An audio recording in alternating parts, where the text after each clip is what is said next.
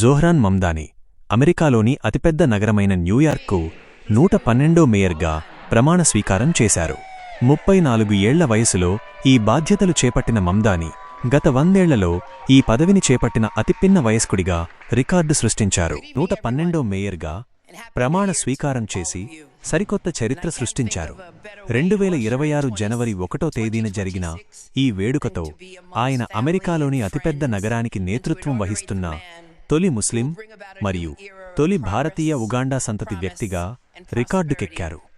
ఈ చారిత్రాత్మక ఘట్టానికి సంబంధించిన పూర్తి వివరాలు మీకోసం. ప్రమాణ స్వీకార వేడుక విశేషాలు. అర్ధరాత్రి ప్రమాణం.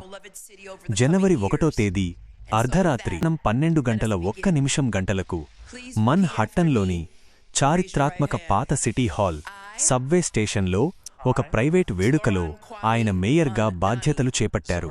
New York attorney general Letitia James ఆయనతో ప్రమాణం చేయించారు. పవిత్ర ఖురాన్పై ప్రమాణం. సాధారణంగా బైబిల్ ఉపయోగించే సంప్రదాయానికి భిన్నంగా మమ్దానీ పవిత్ర ఖురాన్ గ్రంథంపై చేయి వేసి ప్రమాణ స్వీకారం చేశారు. న్యూయార్క్ మేయర్ పదవిలో ఖురాన్ వాడటం ఇదే మొదటిసారి. ఇంతకు సిటీ హాల్ మెట్లపై జరిగిన బహిరంగ వేడుకలో తన రాజకీయ ఆదర్శప్రాయుడు మరియు యుఎస్ సెనేటర్ బెర్నీ శాండర్స్ సమక్షంలో ఆయన మరోసారి ప్రమాణం చేశారు. జోహ్రాన్ మమ్దానీ నేపథ్యం. యువ నాయకత్వం. 34 ఏళ్ల వయస్సులోనే మేయర్గా ఎన్నికైన మమ్దానీ గత 100 ఏళ్లలో న్యూయార్క్ సిటీకి ఎన్నికైన అతిపిన్న వయస్కుడైన మేయర్గా నిలిచారు. కుటుంబం. ఈయన ప్రముఖ భారతీయ సినీ దర్శకురాలు మీరా నాయర్, ఉగాండాకు చెందిన విద్యావేత్త మహమూద్ మమ్దానీ దంపతుల కుమారుడు. ఈయన ఉగాండాలోని కంపాలాలో జన్మించారు. గతంలో ఆయన న్యూయార్క్ స్టేట్ అసెంబ్లీ సభ్యుడిగా పనిచేశారు.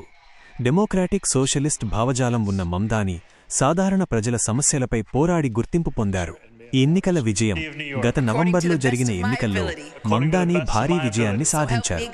ఈ ఎన్నికల్లో డొనాల్డ్ ట్రంప్ వంటి ప్రముఖుల నుంచి విమర్శలు ఎదుర్కొన్నప్పటికీ న్యూయార్క్ ఓటర్లు ఆయన విధానాలకే పట్టం కట్టారు. దాదాపు 1969 తరువాత అత్యధిక ఓటింగ్ నమోదైన ఎన్నికలుగా ఇవి నిలిచాయి. సహాయకరమైన సూచన. జోహ్రాన్ మమ్దానీ